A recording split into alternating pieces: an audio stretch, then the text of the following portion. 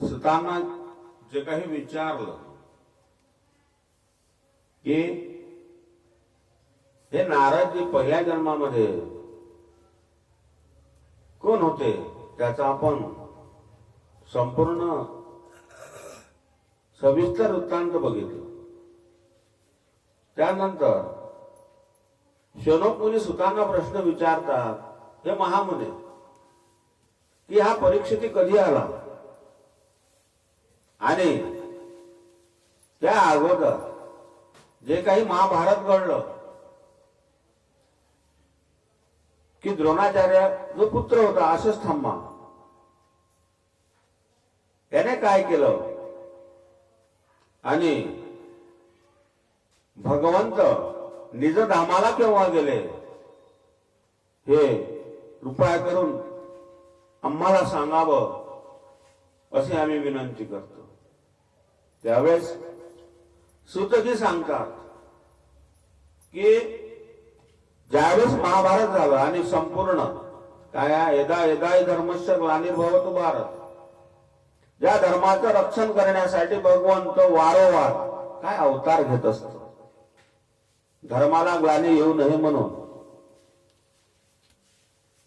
ज्यावेळेस 5 पांडव होते आणि 100 कौरव होते, त्यामध्ये योद्धे कसे होते? पांडवामध्ये फक्त 5 पांडव आणि भगवंत होते आणि बाकी, आणि त्याचं दुर्योधनाचं 18 अक्षणी एवढं सैन्य होतं. आणि दुर्योधनाला हे माहित होतं का त्याच्यात न मरणारे वीर होते. कोणते होते न मरणारे वीर? महाभारतामध्ये भीष्माचार्य कधी न मरणारे, कारण इच्छा मरणी होते. इच्छा मरणी म्हणजे स्वतः आपण ज्यावेळेस इच्छा करू त्यावेळेस मरण. कारण ते कोणते होते? गंगापुत्र होते.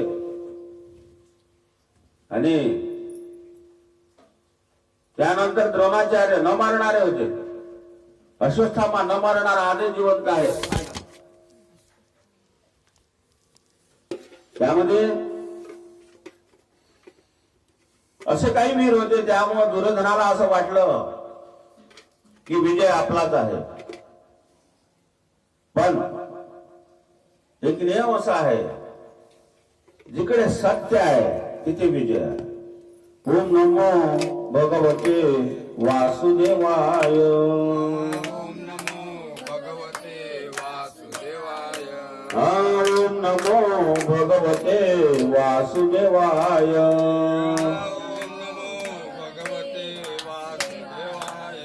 ओम नमो भगवते वासुदेवाय.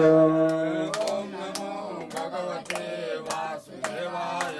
ओम नमो भगवते वासुदेवाय. ओम नमो भगवते वासुदेवाय. ओम नमो भगवते वासुदेवाय. गोपाल कृष्ण भगवान की जय. आणि हे योग्य होते.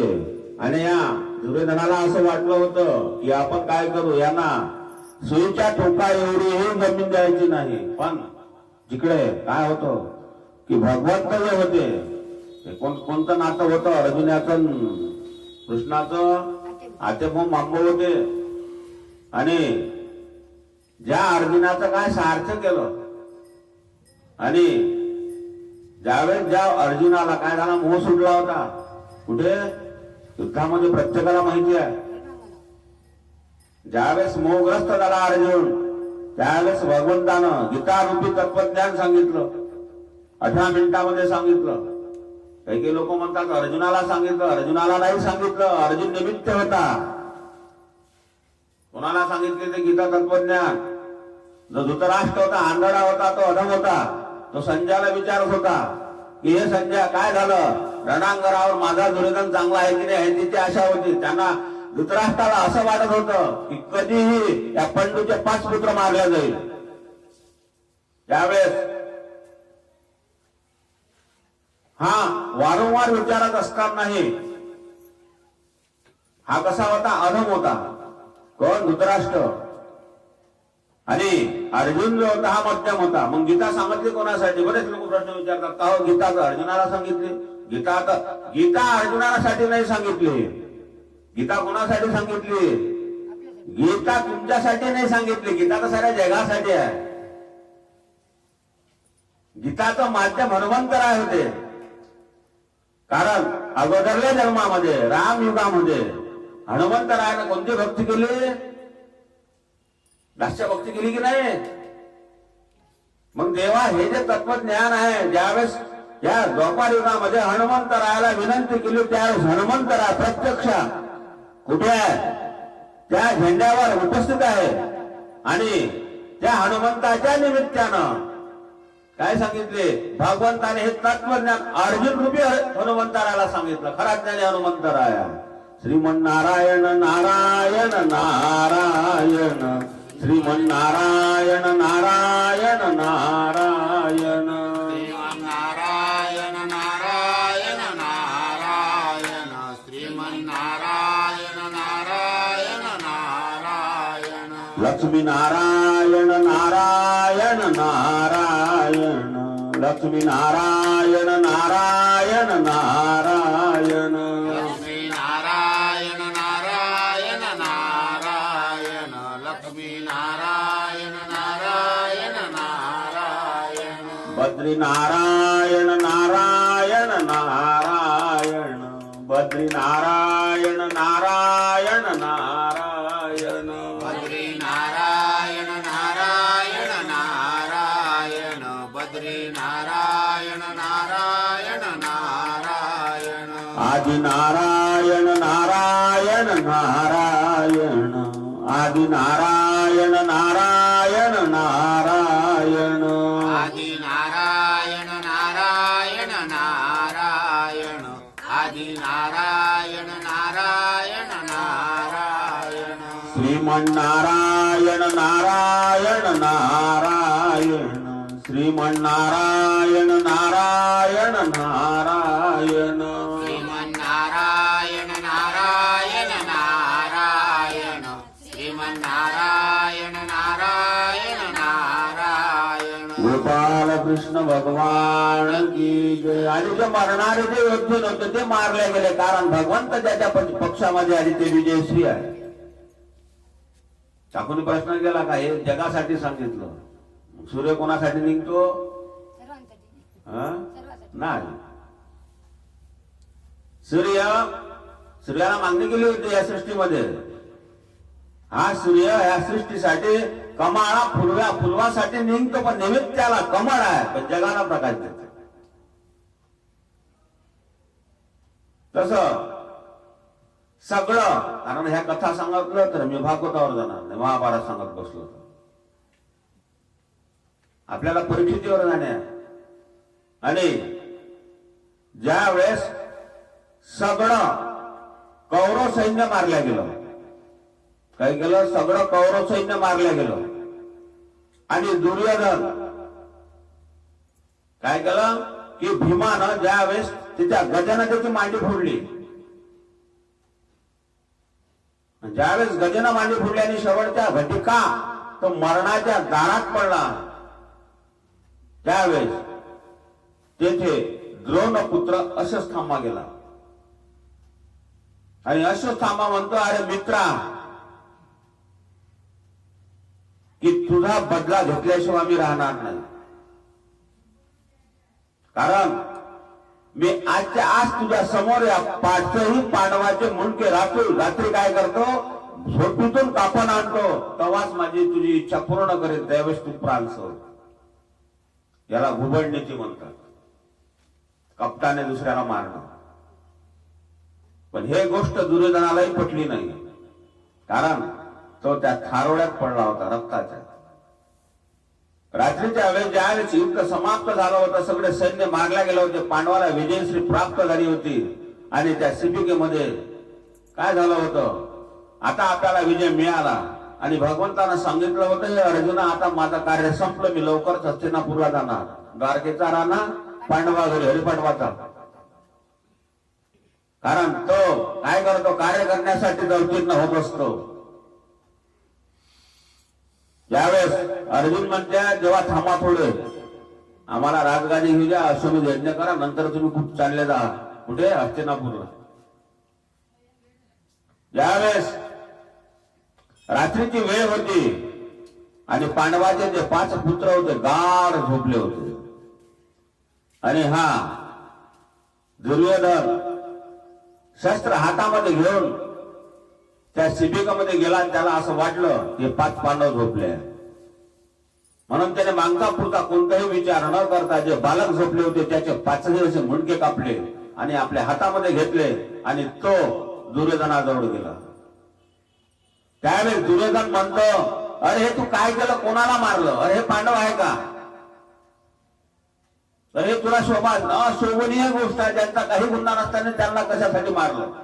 आणि ज्यावेळेस तोही दुःख व्यक्त करतो आणि काय करतो, आपला काय करतो, तो प्राण सोडतो. त्यावेळेस सकाळ होते आणि पाहत्या मुलं का उठले नाही म्हणून त्या शिबिकामध्ये जातात, तर 5ही मुलाचे मुंडके गेले. त्यावेळेस द्रौपदी सगळे पांडव आक्रोश करतात. ज्यावेळेस आक्रोश करतात त्यावेळेस हा भीम म्हणतो, हे द्रौपदी तू चिंता करू नको, ज्याने हे पुत्र मारले त्याचा मी बदला घेतल्याशिवाय राहणार नाही. त्याच्या रक्ताच्या थारवाने तुझे केस भिजव, म्हणजे काय होईल तो बदला. पण गेलेली गोष्ट, मुखातून निघालेला शब्द जसा परत घेता येत नाही, तसाच मृत झालेला मनुष्य पुन्हा परत आणता येत नाही. हा सृष्टीचा नियम आहे. कारण आपण जर एखाद्या म्हाताऱ्याला बोलतो किंवा एखाद्या आईला आपण बोलतो त्यावेळेस तो बोलून जातो त्या रागाच्या भरात, पण ज्यावेळेस ते गतप्राण होते त्यावेळेस त्याला आई या जगात पुन्हा कधीच मिळत नाही, त्याचे वडील या जगात कधीच मिळत नाही. तो आठवणीच्या थरवात पडतो, स्वामी तिन्ही जगाचा आई विना भिकारी. पण ते पुतळे तुम्हाला पाहायला भेटत नाही, माया आहे माय बाप. पण आज दुर्भाग्य आहे या महाराष्ट्राचं की अनेक मायबापाला अनेक युवक मारून राहिले. आणि ज्यावेळेस 5ही पुत्र मारले गेले त्यावेळेस द्रौपदी रडत्या कंठ फोडून, कारण लहान लहान बालक मारले होते. ती शपथ घेते आहे. हा अर्जुन म्हणतो, हे कृष्णा, मी आकाच्या आकाश ज्यांना मारलं ना त्याला अशी शिक्षा देईल की माझ्या पुत्राचा बदला घेतल्याशिवाय राहणार नाही. भगवंत हसत होते, पाहत होते की अर्जुन काय बोलतो. आणि ज्यांना मारलं होतं त्याला मारणं कठीण होतं, ज्यांना हे पुत्र मारले होते त्याला मारणं कठीण होतं. आणि ज्यावेळेस सूर्य अस्ताला जायच्या अगोदर, मावळण्याच्या अगोदर, हे द्रौपदी जर तुझ्या मारणाऱ्या याचकाला जर आणणार नाही तर माझं नाव अर्जुन नाही आणि मी कधीच शस्त्र हातामध्ये घेणार नाही, अशी घोर प्रतिज्ञा केली. इकडे दुर्योधनाला मात्र हे वाईट वाटलं आणि तो अश्वस्थामा पुन्हा म्हणतोय की हे दुर्योधना, मी तुझा मित्र आहे, या पांडवाचा असा सूड घेईल की एक एक घटिका त्याला मोजावी लागेल. आणि इकडे भगवंत रथावर आरूढ झाले, सार्थ करते. अर्जुनाने हातामध्ये बाण घेतला आणि ज्यावेळेस त्या अश्वस्थामाला कळलं की अर्जुन आपल्याला मारायला येत आहे म्हणून तोही पळाला लागला. पाहता पाहता काय झालेलं आहे की आता ही प्रतिज्ञा तर पूर्ण करावी लागणार आहे. म्हणून अश्वस्थामा म्हणजे गुरुपुत्र होता, गुरुस्थानी होता. त्या अश्वस्थामाने काय केलं की आता आपण मरणार आहे आणि हा अर्जुन आपल्याला मारणार आहे. म्हणून त्याच्याकडे ब्रह्म अस्त्र होतं. त्यावेळेस अस्त्राचे आता कोणते बॉम्ब काढले हे तर बनवलेले बाबा विज्ञानिकांना. त्यावेळेस असे काही अस्त्र होते का सारा जगाचा प्रलय होत होता असे अस्त्र होते. ते जे अस्त्र होतं ब्रह्मास्त्र, हे मागचा पुढचा विचार न करता अर्जुनावर सोडलं. आणि ज्यावेळेस ब्रह्मास्त्र सोडलं साऱ्या जगात प्रलय होतो की काय असं अर्जुनाला वाटतं, आता आपण मरणार. म्हणून तो दावा करू लागला, म्हणे हे कृष्णा, हे माधवा, हे गोविंदा, हे पार्था, अरे हे येणार हे आग माझ्यावर कसं करू सांग. कारण गोष्ट अशी असते की येणारा जे अस्त्र आहे याला काय करू, याच्यावर उपाय सांग. तो प्रबंध माझ्याकडे नाही. त्यावेळेस भगवंत हास्य स्मित करून म्हणतोय, अरे अर्जुना काय कर, तूही ब्रह्मास्त्र सोड. काय सांगितलं? तूही ब्रह्मास्त्र सोड. कारण दोन आगीची जर टक्कर झाली तर एकमेकाला ती विजवल्या जाते, लक्षात ठेवा. पाण्याने आग विझल्या जात नाही, आपलं हे चुकीचं म्हणणं आहे. आगीने आग विझवणे असं शास्त्र आहे. आणि सृष्टीमध्ये असे जीवजंतू तडफडून मरून राहिलेले आहेत. त्यावेळेस अर्जुनाने ब्रह्मास्त्र सोडलं. दोघांची टक्कर झाली. दोघांची टक्कर झाल्यानंतर अनेक असा प्रलय मोठा आवाज झाला. त्यावेळेस भगवंतानं सांगितलं की अर्जुना दोन्ही अस्त्र आवरून घे. त्यावेळेस अर्जुनानं दोन्ही अस्त्र आवरून घेतले आणि तो अस्त्र काय केलं, त्याची आग शांत झाली. हा पळाला लागला. कोण? अश्वत्थामा. त्याला पकडलं. पकडल्यानंतर त्याला बांधलं. म्हणे आता तू बोलला होता ना, काय बोलला होता दुर्योधन? अर्जुन काय बोलला होता की हे द्रौपदी काय करेल, ज्यानं मारलाय ना त्याला मी मारल्याशिवाय राहणार नाही ना. त्यावेळेस भगवंत म्हणतो, हे अर्जुना तू तुझी प्रतिज्ञा पूर्ण कर. कारण पाहायचं होतं त्याला. हे हातामध्ये तलवार उडव त्याची मुंक. त्यावेळेस मात्र अर्जुन म्हणतोय, ज्याला मारतो तो गुरुपुत्र आहे आणि याला मारून तरी काय करू. सुटला मग अर्जुनाला. अरे तूच तर म्हणत होता ना द्रौपदीला, मग मारणं आता त्याला. त्यावेळेस तो अर्जुन म्हणतोय, नाही भगवंता मी याला मारू शकत नाही. त्याला काय केलं, त्याला रथाला बांधला आणि शिबिकेमध्ये आणलं. आल्यानंतर भीमाला म्हणाला, द्रौपदी बाहेर आली. म्हणे द्रौपदी, हे 5 पांडवाचे पुत्र मारणारा हाच तो आतताई. आतताई याचा अर्थ असा आहे, आतताई म्हणजे गुण्य करणारा. कोणता कोणता आतताई या शब्दाचा काय आहे? आतताई म्हणजे आग लावणारा. आतताई म्हणजे दुसऱ्याला विष देणारा. आतताई म्हणजे चोरी करणारा. आतताई म्हणजे व्यभिचार करणारा. आतताई म्हणजे दुसऱ्याबद्दल निर्दयी असणारा. या शब्दाला आतताई असं म्हणतात शास्त्रामध्ये. आणि यावेळेस त्याला पकडलं. पकडल्यानंतर म्हणे द्रौपदी मारायला आता. कारण हा कसा होता, जगाचा नियत होता ना कृष्ण. भगवंत त्याला माहित होते मारत नाही म्हणून. तूच म्हणत होती ना का याला पकडून आणा मी मारतो. मग आणलं त्याला पकडून, आता मारलं त्याला. त्यावेळेस त्या द्रौपदीच्या डोळ्यातून अश्रुधारा लागल्याने ती म्हणते, हे भगवंता मी याला मारू शकत नाही. कारण याला जर मारलं तर माझी बहीण जी आहे कुपी, ही कशी होईल? विधवा होईल. आणि विधवा झाल्यानंतर एक तर त्याचे मुलं बाळ उपाशी मरेल. आणि दुसरी गोष्ट हा जातीनं ब्राह्मण आहे. आणि तिसरी गोष्ट काय आहे की हा गुरुपुत्र आहे. ओम नमो भगवते वासुदेवाय. ओम नमो भगवते वासुदेवाय. ओम नमो भगवते वासुदेवाय. ओम नमो भगवते वासुदेवाय. ओम नमो भगवते वासुदेवाय. ओम नमो भगवते वासुदेवाय. ओम नमो भगवते वासुदेवाय. ओम नमो भगवते वासुदेवाय. ओम नमो भगवते वासुदेवाय. ओम नमो भगवते वासुदेवाय. ओम नमो भगवते वासुदेवाय. ओम नमो भगवते वासुदेवाय. गोपाल कृष्ण भगवान की जय. आणि काय केलं मग? त्याला तर दंड द्यायचा होता ना. मग दंड कोणता? अपराधामध्ये काय? माणसाची अवहेलना करायसाठी तो दंड आहे शास्त्रामध्ये. कोणता दंड आहे मग? महाराज नाही तिला सोडून द्यायचा असं आहे का? मग काय कोणता दंड दिला? त्यावेळेस भगवंताने सांगितलं, कारण असा दंड देणे म्हणजे त्याला मृत्यू समार दंड देणे आहे. कोणता आहे तो शास्त्रामध्ये?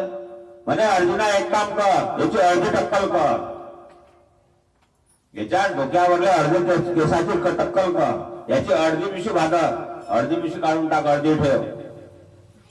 आणि याच्या कपाळावर जो मणी आहे, कोण दिला होता? द्रोणाचार्याने दिला होता पुत्राला. तो मणी असा होता की जोपर्यंत चंद्र सूर्य तारांगणे आहे तोपर्यंत अश्वत्थामा कधीही मरणार नाही. आजही 5 जण जिवंत काल भुलून गेलो. कोणकोणते आहे? एक हनुमंतराय आहे, एक अश्वत्थामा आहे, दुसरे कोणते आहे?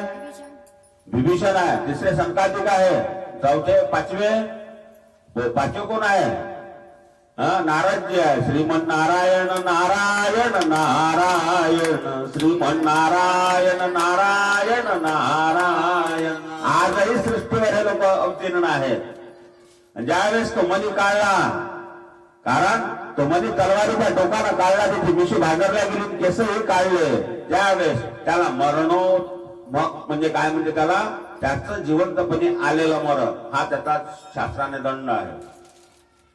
आणि त्यावेळेस त्याला एका दोरखंडानं बांधलं आणि त्या म्हणे याला सोडलं. आता एवढंही दंड दिल्यानंतर काय झालं? एखादा काही केलं असतं का? चुपचाप नसता बसला का? सांगा बरं, चुपचाप नसता बसला का?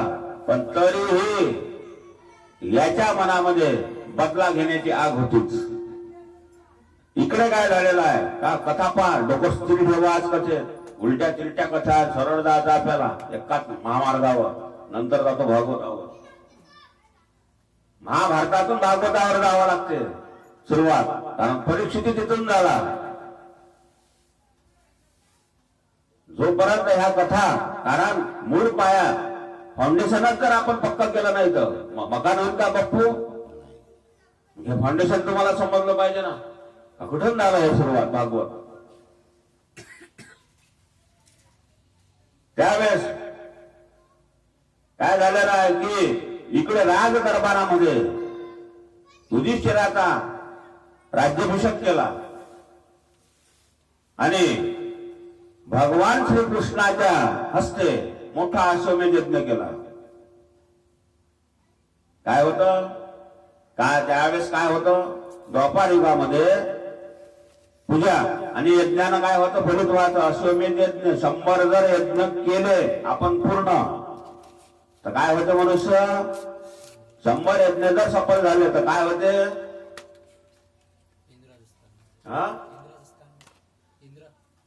वा वा, तो इंद्रपद घेऊ शकतो 100 जर यज्ञ झाले तर. आता कलियुगात यज्ञच राहिले नाही, 6 मदत झालं. आहे का आता कुठे यज्ञ दिसते का तुम्हाला? नाही ना. आहे का कुठं यज्ञ? यज्ञात काय असते? यज्ञामध्ये रामप्रभू कोणामुळे झाले? कोणता यज्ञ केला होता दशरथ राजानं? काय त्या यज्ञाचं नाव? कोणता यज्ञ केला होता? शरयू नदीच्या काठावर वशिष्ठानं सांगितल्याप्रमाणे. कोण सांगितलं होतं ते यज्ञ करायला? कोणता यज्ञ केला? पुत्र कामिष्ठ यज्ञ केला ना. रामप्रभूचा जो यज्ञ केला, ते 3 जे बालका विष्णू रूपानं पुत्र कामिष्ठ यज्ञ केला. तो किती महिने चालला? एका 2 दिवस चालला का? एका 2 दिवस नाही चालला, 12 महिने चालला तो. असे यज्ञ होते. आणि हा संपूर्ण यज्ञ केला भगवंताच्या समोर. आणि भगवंत म्हणतो आहे, हे अर्जुना, हे युधिष्ठिरा, आता माझं कार्य संपलं, आता मला कुठं जायचं आहे? द्वारकेला जायचं. कारण भगवंतांना माहित होतं की आता आपली निजधामाला जाण्याची वेळ आलेली आहे. जो जास्त वेळ थांबत नसतो तो काम पूर्ण झाल्यानंतर राहत नसतो. आणि ज्यावेळेस भगवंताने अवतार घेतला, किती वर्षाचे होते? रामयुगामध्ये 11,000 वर्ष काही दिवस रामप्रभू जाते. कृष्णाचा अवतार किती आहे? किती वर्ष जगले ते? पूर्ण 125 वर्ष जगले. गोकुळामध्ये किती राहिले? 11 वर्ष 8 महिने त्यांनी कुठे राहिले? ते गोकुळामध्ये राहिले. मोठ्या मोठ्याची जिरवली, मोठे मोठे लहानपणीच मारले, 14 वर्ष मथुरेत राहिले आणि 100 वर्ष द्वारकेत राहिले आणि 125व्या वर्षी आपलं अवतार कार्य संपवलं. श्रीकृष्ण गोविंद हरे मुरारे, हे नाथ नारायण वासुदेव. कृष्ण गोविंद हरे मुरारी, हे नाथ नारायण वासुदेव. हे नाथ नारायण वासुदेव, हे नाथ नारायण वासुदेव. हे नाथ नारायण वासुदेव, हे नाथ नारायण वासुदेव. हे नाथ नारायण वासुदेव, हे नाथ नारायण वासुदेव. हे नाथ नारायण वासुदेव, हे नाथ नारायण वासुदेव. व श्रीकृष्ण गोविंद हरे मुरारे, हे नाथ नारायण वासुदेव. श्री कृष्ण गोविंद हरे मुरारी, हे नाथ नारायण वासुदेव. सुदेव श्रीकृष्ण गोविंद हरे मुरारे, हे नाथ नारायण वासुदेव. श्री कृष्ण गोविंद हरे मुरारी, हे नाथ नारायण वासुदेव. गोपाल कृष्ण भगवान की जय. आणि ज्यावेळेस युधिष्ठिराला राजगादी दिली आणि जिवंत कोण राहिलं होतं महाभारतामध्ये? मग माहित नाही का तुम्हाला कोण राहिलं होतं जिवंत? सगळे हे कौरव मारले गेल्या नंतर जिवंत कोण कोण होतं?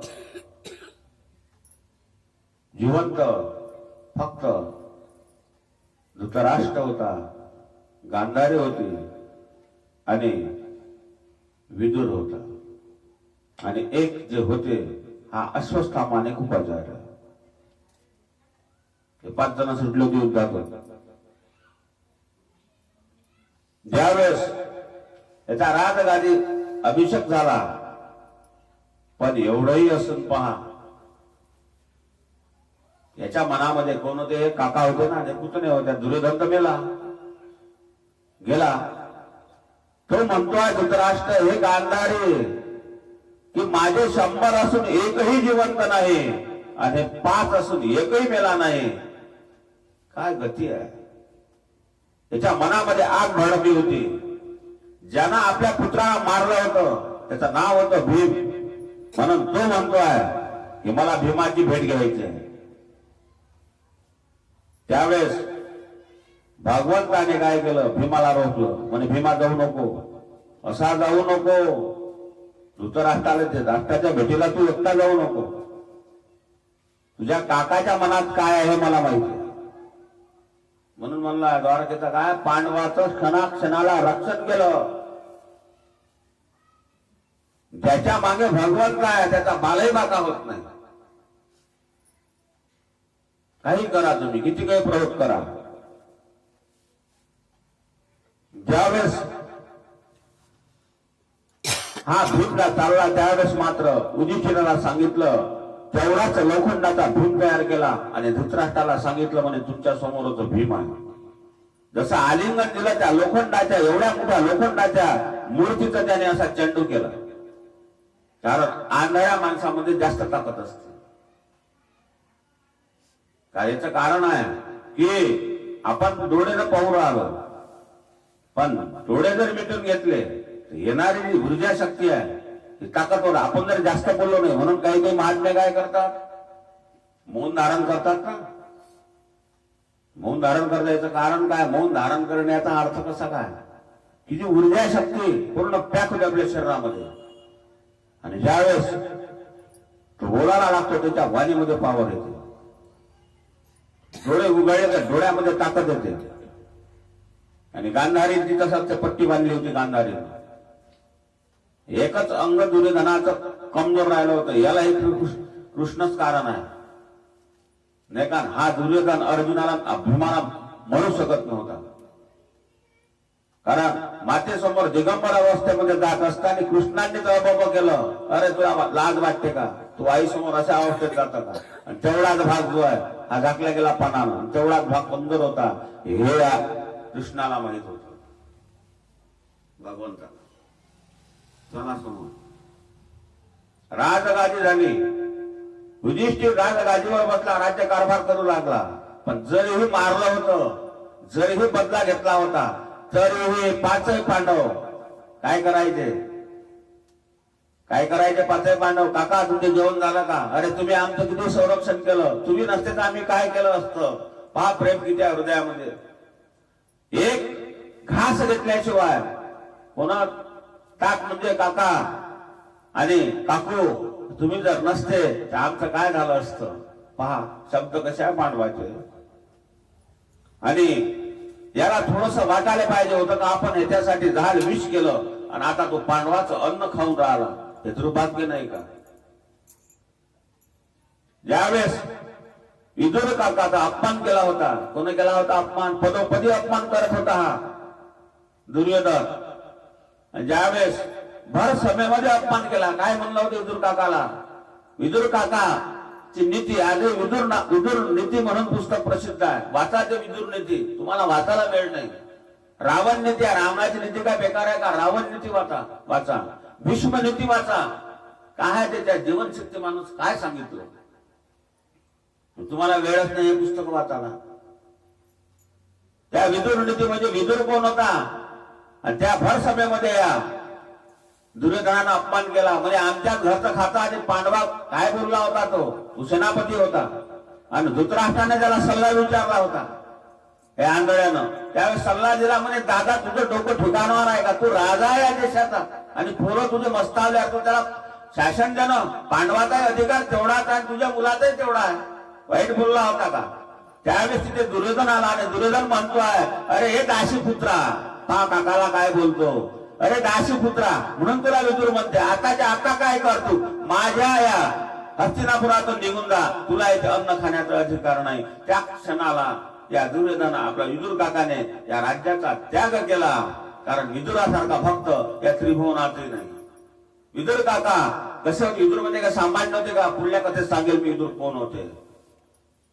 आणि विदुर काकाने हे माहित होतं की आता लवकरच या कौरवाचा नाश होणार आहे, म्हणून विदुर काका कुठे गेले, दिगंबर अवस्थेमध्ये संपूर्ण भारत भ्रमण करून राहिले. आणि हे माहित आहे की याच विदुराच्या घरच्या काय केलं, भगवंताने कन्या भक्षण केल्या.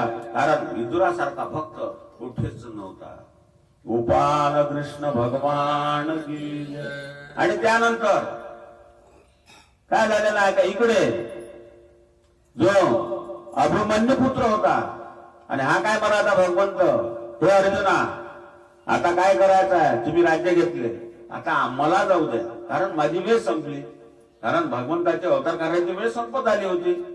आता मला जाऊ द्या, कारण माझ्याही काय आहे की माझ्याही राण्या वाट पाहत असेल ना. एक अन दोन होत्या का भगवंताच्या राण्या, किती होत्या सांगा बरं. तुम्ही नको सांगू, यायला सांगू द्या, किती होत्या, 16,108 भगवंताच्या राण्या. मुलं, कृष्णाचा काय मजाची गोष्ट होती का, इथून तर अमरावती पर्यंत, अमरावती काय काढली, एवढं मोठं शहर एकट्याचं होतं भगवंताचं. आणि सगळी माया होती. कारण लोक जे आरोप करते हे खोटे आरोप आहे. कृष्णानं 16,108 बायका केल्या, एवढे लेकरं केले, असं का. कोणतं वय होतं कृष्णाचं, बाल अवस्था होती. आणि काय सांगते निळबाराय म्हणते ना, सोय हा बाल ब्रह्मचारी. 16,108 बायका करून तो ब्रह्मचारी आहे, कसा काय आहे हे सांगायला मला वेळ नाही आता. गोपाल कृष्ण भगवान की जय. यासाठी मग 3-4 महिन्याचं घ्या प्रवचन, मग सांगतो तुम्हाला सगळं फोडून सांगतो एक एक पॉइंट. 7 दिवसात काय होते, तर लोणच्याचं वरचं पाणी जात नाही 7 दिवसात.